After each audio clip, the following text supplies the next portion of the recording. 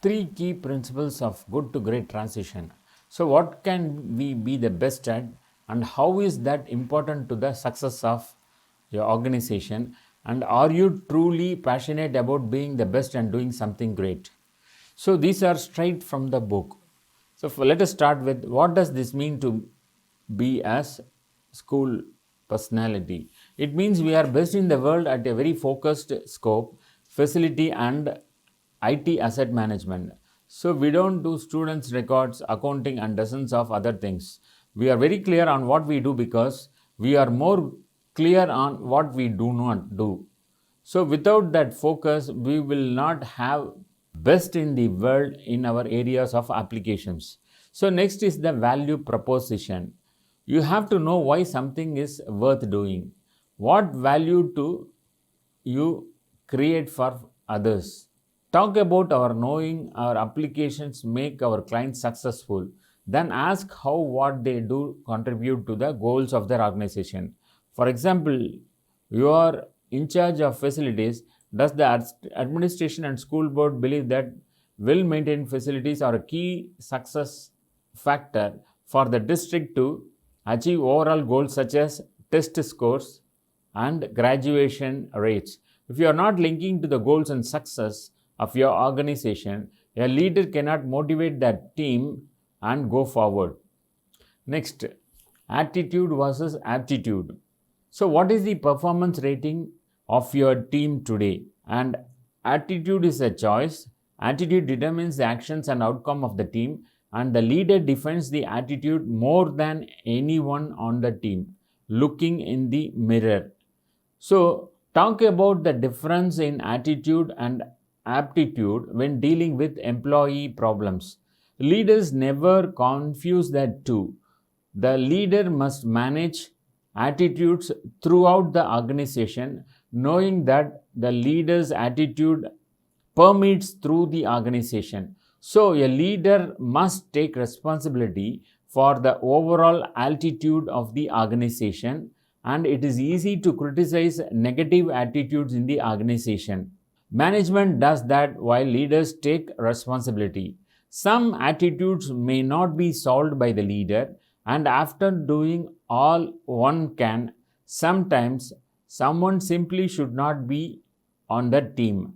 At some point, the individual must take responsibility for their attitude, but only after the leader is confident that the attitude problem was not created by the organization and its process. If you hire correctly and train correctly, aptitude is not an issue. If it is revises your hiring and training processes, if it is revisit your hiring and training processes. Some leadership characteristics. Leaders love life and leaders have a contagious positive attitude. Leaders are committed, their actions align with the words do or say ratio.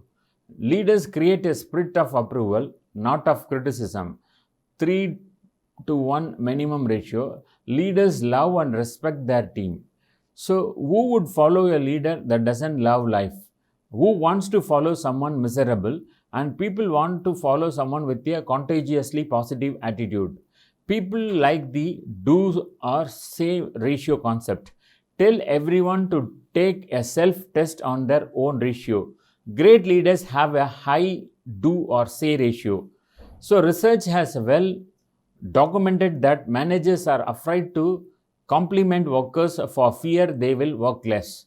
But research also proves that a spirit of approval motivates people far more than criticism. Leaders know this and compliment their workers at least 3 times for every time they have to give constructive criticism.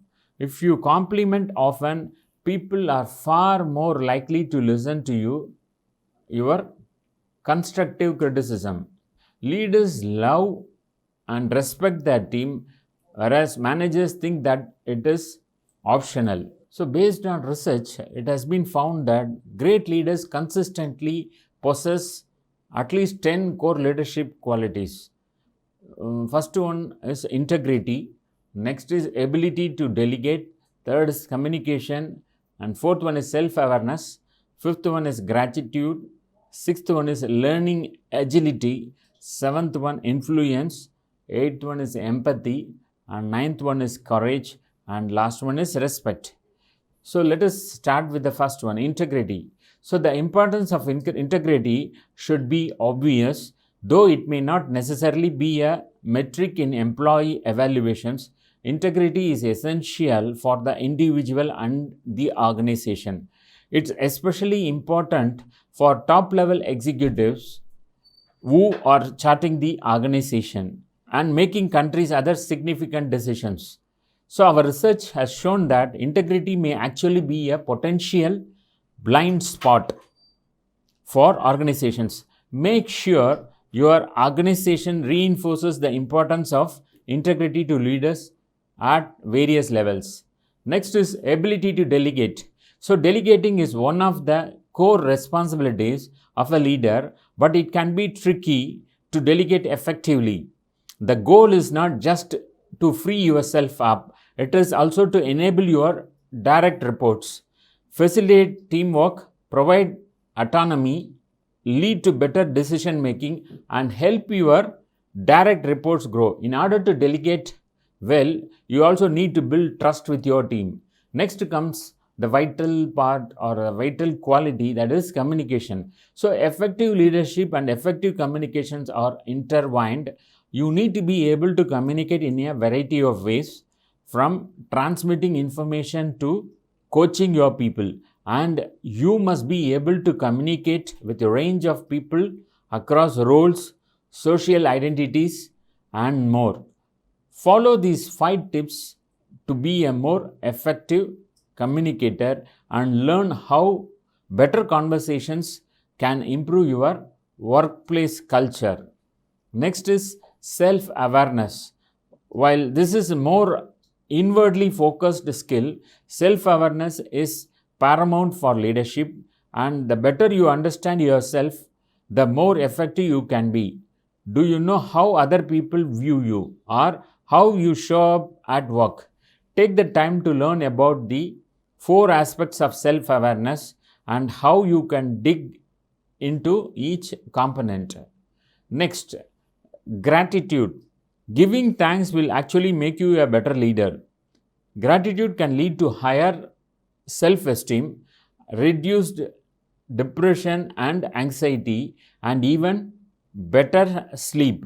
Few people regularly say thank you at work, even though most people say they would be willing to work harder for an appreciative boss. Follow these tips for giving thanks and practicing more gratitude. Next, learning agility. So learning agility is the ability to know what to do when you don't know what to do. If you are a quick study or able to excel in unfamiliar circumstances, you might already be a learning agile. But anybody can foster learning agility through practice, experience, and effort.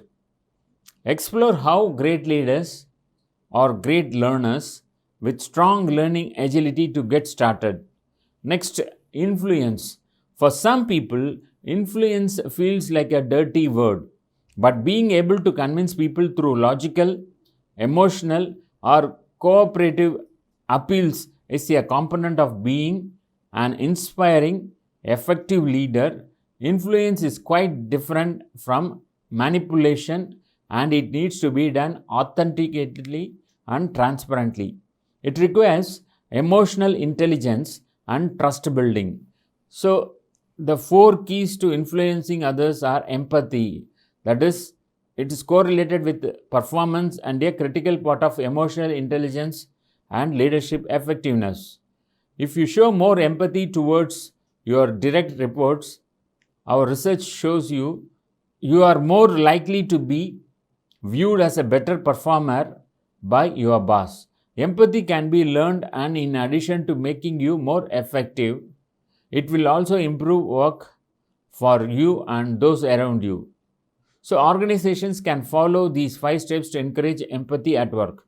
Next comes courage.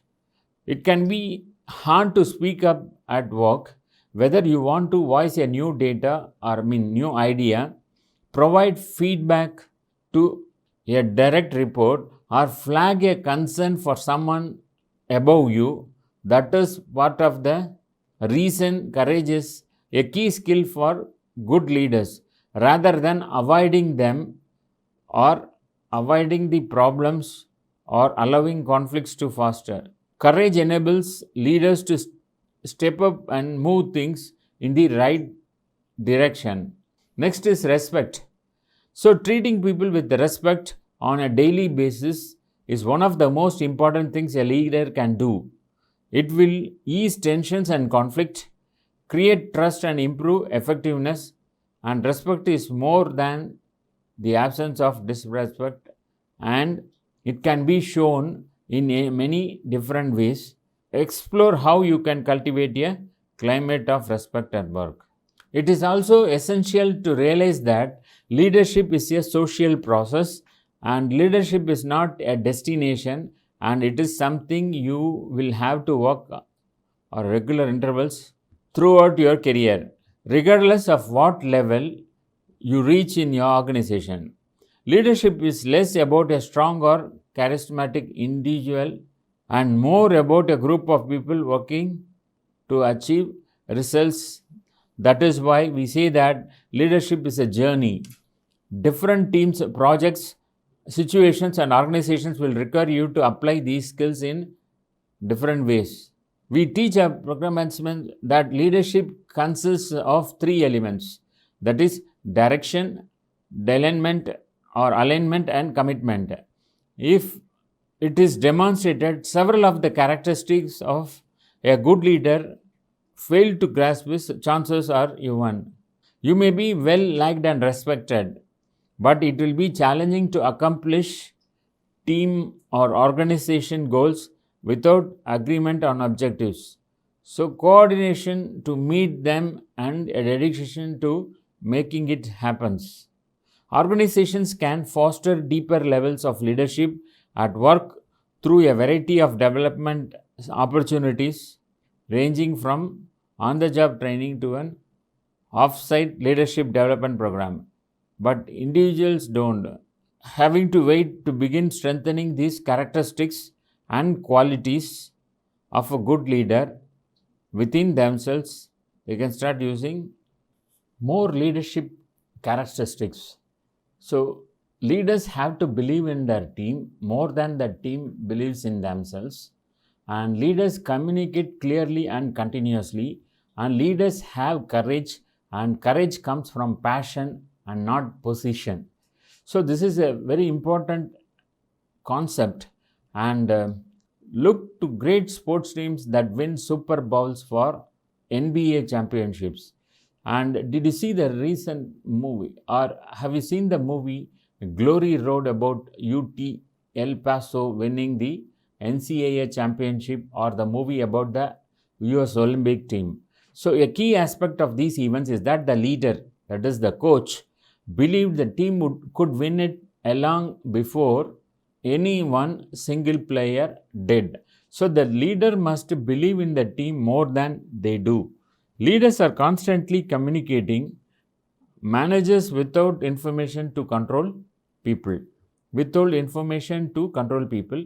Leaders know the more people know about the organization and mission, the more they will contribute to the goals of the organization. The last one is key. That is, managers think that their title gives them certain rights and the courage to manage the organization. Leaders have courage and know that courage comes from passion, not a title. So, leaders are leaders because people follow their passion. Managers must have a title.